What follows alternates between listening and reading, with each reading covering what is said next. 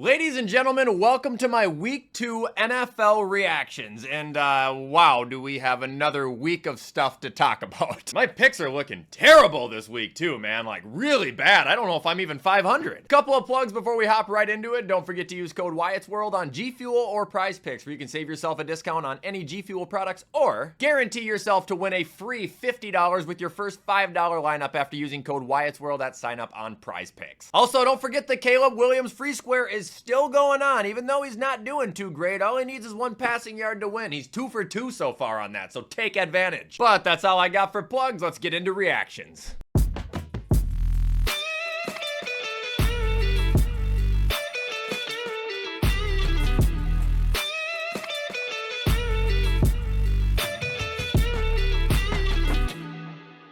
All right, so starting off with Thursday Night Football, we got the Bills wasting the Dolphins. You know, first and foremost, even though I've already said it, I will say again, Tua, my thoughts and prayers are with you. I would love to see you play again, but I genuinely hope that you listen to what people advise for you to do. When it comes to my actual thoughts on this game, though, and I just got to be blunt, Mike McDaniel is terrible. This was the worst coach game I've ever watched by the guy. Stupid decisions, insanely predictable, treating the last drive of the second half like it didn't matter. Like, it's nuts. You know they're 1 for 7 on 4th down this year? Why does he keep trying to do it? That's the definition of insanity. Like, bro, shout out to Devon A-Chain, right? But why are we choosing to run the ball 22 times, especially when you're down and you have Tyreek and Jalen Waddle on your team? Or better off, outside of A-Chain, why is Jonnu Smith your leading receiver here? That doesn't make sense. It was such a predictable and just bad coaching experience, and it's not going to get talked about. I hate to be the guy, but I'm being true because of how much he loves Tua. Everyone's just talking about the love he has for Tua, him kissing Tua on the head. It's great. I'm glad you love your player. You lost this game. Bro, Josh Allen didn't have to lift a finger. Our defense lost our green dot 2 plays in,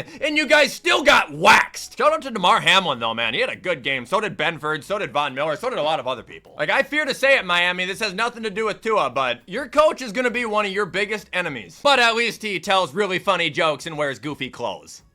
Now moving on, we have the 49ers losing to the Vikings. Look, I'll continue to preach. Brian Flores, just one of the best, if not the best DCs in the league, sacking Purdy 5 times, picking him off once. Dallas Turner did make a mistake on a punt return, though, that just about made me go through the TV and grab him by the throat. We won't talk about that. But flipping to the Vikings offense now, is Sam Darnold good? I don't know what to think, man. Sam Darnold played a hell of a game, made a hell of a throw. It's just, I feel like this happens with him every year at some point now. Moving on to the rushing, Ty Chandler led the day with 10 for 82. Aaron wasn't that effective in the rushing, but he was in the receiving, 5 for 36, and then obviously receiving was led by Jefferson, who had that 97-yard terror, and also my boy Jalen Naylor, who got a touchdown. Looking at the 49ers now, Purdy, I don't think he played as bad of a game as Twitter's making it seem like he did. He went 319, 1 touchdown, 1 pick, 28 for 36, dealing with a ton of pressure most of the game. Rushing, Jordan Mason had a great day again, 20 for 100, 1 touchdown. Receiving was dominated by Debo and Kittle, even though Kittle had to leave to get an IV but came right back. Ayuk underwhelmed again. And their defense had a good day as well, with Fred Warner giving Sam Darnold probably the most disrespectful interception I think I've seen in my fucking life. Also, just want to point out that the injuries that happened at the end there with Bosa and Jefferson, and I think Warner might have even been down, but I've heard that none of them are expected to miss time, so that's good. I'm just genuinely stunned as to how this game played out. The 49ers scored just as many points as I thought they would, but I thought the Vikings were only gonna have 16. Like, is this the Vikings being good, or is this the 49ers not winning in Minnesota since 1992, just continuing to have their bad luck? I don't know!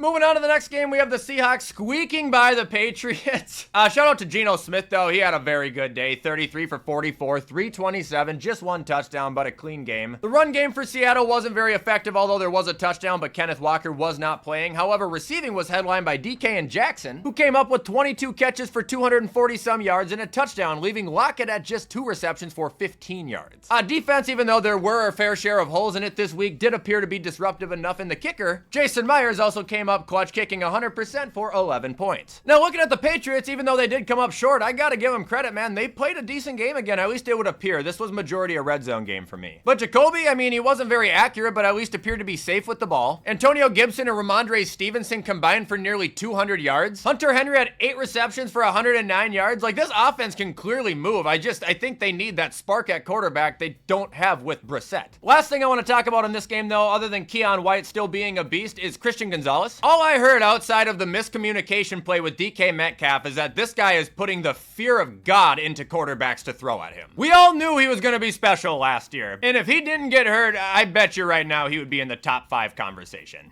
Now we got the Giants at the Commanders, and I watched 80% of this game because I started Jaden Daniels in fantasy over Kyler Murray. And this game about made me go blind. Dude, it was just kicks. Obviously, I know New York scored, but Washington, like, they just kicked the ball. 21 points from Austin Seibert. Whoever played him in fantasy, you're living in a nightmare. Look at Cleveland Farrell, by the way. Another sack. Back-to-back games. He's here. I would like to give a couple shout-outs to Washington, though. Shout-out to Brian Robinson Jr. Great game. Also, shout-out to Jaden Daniels. He's not bad. He just doesn't throw deep. Like, I know if the play calling wasn't dog shit, he could have had a couple passing touchdowns. Every time they got in the red zone, they just ran the fucking ball. As far as the Giants go, shout out to Danny. He had a good game. Always lights up the Commanders. Devin Singletary had a great day, 95 and a touchdown. Malik Neighbors had 10 receptions for 127 yards and a touchdown. The defense had 5 sacks. They just couldn't keep Washington out of field goal range. And for anybody wondering where New York's kicker was, Graham Gano injured his hamstring on the opening kickoff, so he wasn't there. The Giants are actually the first team in NFL history to score 3 touchdowns, not allow a touchdown in regulation, and lose. And I'm sorry about that, guys. That is rough.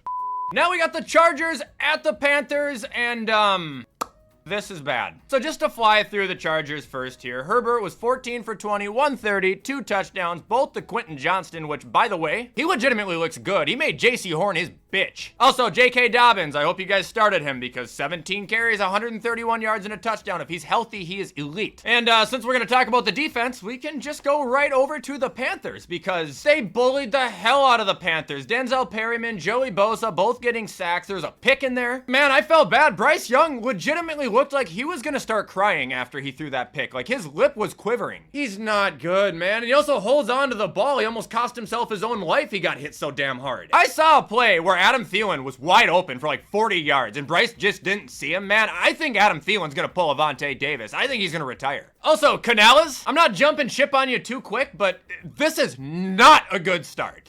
And now we got the Saints beating the Cowboys. I told you guys the Saints were gonna kick their ass. Get out! You want your formal fucking apology? Fine. New Orleans and Derek Carr especially. I apologize. I'm a fucking clown and I was not familiar with your game. Man, I thought Clint Kubiak was gonna shit the bed here like he did in Minnesota. No. He's got Derek Carr throwing piss missiles with a swagger I've never seen. He's got Elvin Kamara having 4 total touchdown days, which by the way, I started Kamara, so thank you, Clint. He's also got receivers lighting it up here with Rashid Shaheed and Olave combining for 8 receptions and just under 200 yards with a score. Also, Dennis Allen, I mean shit, your defense is elite. They're legit, man. I won't apologize to you yet, but we might be getting somewhere. Looking at Dallas, yeah, they were a fart. Dak threw for 293, but 1 touchdown, 2 pick. Glad he got that extension. Run game was nothing. Receiving was highlighted by CeeDee and Tolbert, and CeeDee even had 90 yards and a touchdown, but that was pretty much it for the offense because everything else came from the kicker. Like shit, man, this game might have honestly gotten Mike McCarthy's suitcase out of the closet. Bad performance, Dallas. Bad. Now moving on, we got the Colts losing to the Packers, and really outside of Jonathan Taylor for Indy's offense, it was an ugly day. JT had 12 for 103, but he didn't have a touchdown. Anthony Richardson, unfortunately, passing the ball was not good at all and had 2 horrendous interceptions. And their defense, even though they did have players with great days like Nick Cross, EJ Zaire, they were able to hold Green Bay to 16 points, but they weren't able to get a sack, and that rocky first quarter really just set them back for good. As far as Green Bay goes, shout out to Malik. I'm happy as hell for him, man. He ain't that bad. Josh Jacobs had 32 carries for 151, averaging 4.7 yards. That's incredible. Receiving did what they could with 14 passing attempts. Dontavion Wicks had the score there. And the Green Bay defense had a magnificent day, even though I gotta say I think Anthony Richardson kind of did that for them. Regardless, this game's a major tip of the hat to not only Matt LaFleur, but Malik Willis. Now moving on, we got the Browns at the Jags, and this is dog shit, dude. The Browns look bad, the Jags look even fucking worse. Only touchdown Cleveland scored was by a rushing Deshaun Watson. Jerry Jeudy led the team in receiving yards. Cleveland's defense dominated, 4 sacks on the day, and also just puncturing the offensive line of Jacksonville basically on every single snap. And Dustin Hopkins was the heart and soul of the team, kicking 10 points. Now the Jags, they look like shit. They look putrid. You got Trevor whiffing half the balls he throws. You have an O-line that sometimes provides help for for ETN and sometimes you guys don't help him at all. Receiving, shockingly, didn't look as bad as Trevor. Shout out to Brian Thomas, another massive catch out of him. But it's this defense I feel bad for because another week here, they keep him in the game the entire time for the offense to just stall. Look at Montreal Brown here, 11 tackles. Who gives a shit? You didn't win. That was kind of mean, but seriously, like what the hell? Now moving on, we got the Jets beating the Titans, and I didn't see shit from this outside of Red Zone or the world laughing at Will Levis on Twitter. From what I did get to see on the Jets, Rodgers, he was okay. We got to see Braylon Allen get used in the run game, having the only rushing touchdown of the day. We got to see Breece Hall pretty much replicate the touchdown catch Saquon had versus the Eagles. That was awesome. Braylon Allen also had a touchdown, receiving touchdown. And it looks like their defense had a pretty nice day. Will McDonald having 3 sacks, and even Solomon Thomas getting a sack. What is it with Draft Bus getting sacks this week? Him and Cleveland Farrell. Glancing at the Titans now, yeah, Will, not a great day out of him, and he also had a fumble that had Carson Wentz pretty much plastered all over it. But he was effective in the rushing game, and I also want to apologize to anybody I told to sit Calvin Ridley and start D-Hop, because this game went the exact opposite as to how I saw that happening. Turns out Sauce was occupied by D-Hop most of the game, where Ridley had a rushing and a receiving touchdown, and also from the one time I saw the reception touchdown, it looked like a pretty damn nice throw. Like I said, didn't get to watch a lot of this, but just from everything I'm hearing, it's sounding like people are saying Will Levis essentially cost the Titans the game. I'm not trying to drag my boy through the mud, but I would have to tend to agree with the fact that this man still looks extremely green. Now moving on, we got the Bucks at the Lions, and I don't know how like this happened, but I didn't see shit of this game. Like it was not on Red Zone at all, and I obviously didn't have it on the TV. I had to watch the recap. From what I got to see on Tampa, Chris Godwin had an amazing day, 7 receptions, 117 yards, and a touchdown. He's off to a great start this year. And the Bucks defense, even though they weren't able to get a sack, was pretty much able to completely neutralize the Detroit offense, picking off Goff twice and only allowing 1 touchdown the entire day. Now looking at the Detroit offense, you're gonna think they scored more than 1 touchdown. As you see, Goff, he threw for 307 yards. Amon-Ra had 119 yards. J-Mo had 79. But they just weren't able to capitalize, and the only offensive touchdown they got came from the legs of David Montgomery. Defense, I know, played out of their minds. Hutch had 4.5 sacks. Brian Branch picked off Baker. But the offense just unfortunately wasn't able to catch up, and I can say with overwhelming confidence, Dan Campbell is probably to blame on that because I literally saw an interview of him this morning saying, "It's my fault we lost." As previously stated, I didn't get to watch this game live, but if I had to guess, I'm gonna say Dan was pretty damn aggressive, wasn't he? Like, overly aggressive.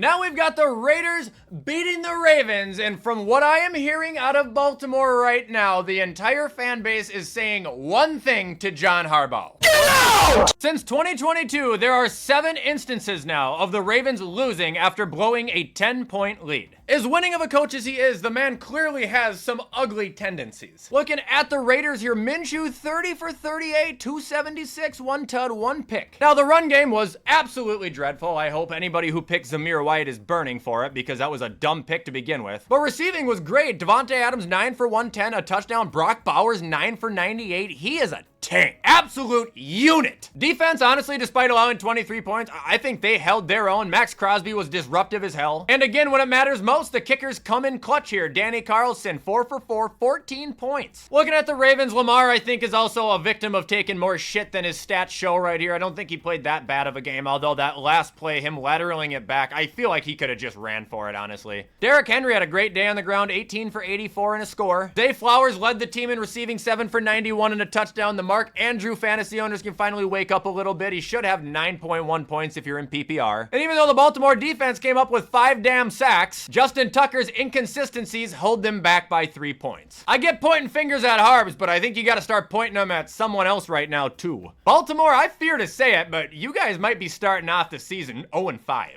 Now moving on, we got the Rams getting their asses kicked by the Cardinals. I knew I should have picked Arizona. Dude, I'm pretty sure Kyler Murray finished with a perfect passer rating, 266, 3 touchdowns, 17 for 21. He absolutely ate it up. And you know who else ate it up? Marvin Harrison Jr., who I benched. Never again! Also, can't really ignore James Conner throwing up 122 yards and a touchdown, as well as the defense, accumulating 5 sacks, where 3 of them came from Dennis Gardeck. Looking at the Rams, they were absolutely useless. Cooper Kupp got injured. I'm pretty sure it was in the first quarter. If not, it was the second. Stafford was 19 for 27, 216. Kyron Williams had the rushing touchdown. And as you can imagine, their defense, outside of the one sack by Kobe Turner, got absolutely killed. If this team wants to compete this year, seriously, if the Rams want a shot at anything, they have got to fix that run D because it is treacherous. Lions ate them up last week on the ground. This week, the Cardinals destroyed them. Pretty sure I know whoever they play next week's game plan.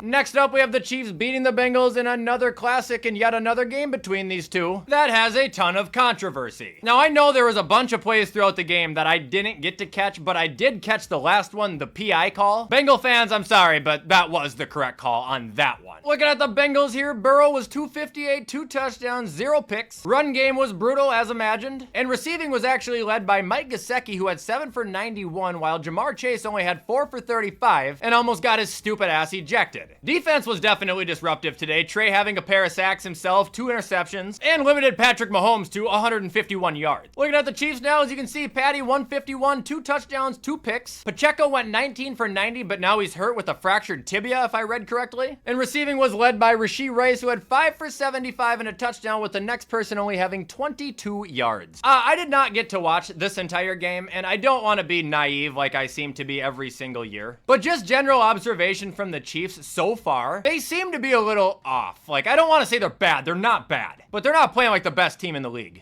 Moving on, we have the Steelers beating the Broncos, and oh gosh, what a shit game. Dude, I don't think I saw one redeeming thing out of Denver yesterday. I mean, Bo Nix had a really long pass, which got me excited, and then like 2 plays later threw a disgusting interception. Rushing was terrible, even though Javonte was able to find some usage in the receiving game. His running has just been abysmal this year. Receiving was led by Josh Reynolds, and every point they scored came from Will Lutz. On the Steelers side of things, Fields played a decently clean game, dedicated his performance to Russell Wilson. Najee and Jalen Warren did very good in the run game. I was kind of right for Pat Freiermuth being the biggest impact in receiving. He just didn't have as much as I thought he was going to have. And the Steelers sacked Bo and picked him off twice, as you can imagine, one of the sacks coming from TJ Watt. Way to give Boswell a break this week, though. All he needed was 2 field goals instead of, what, 6? The classic Steelers are back, baby.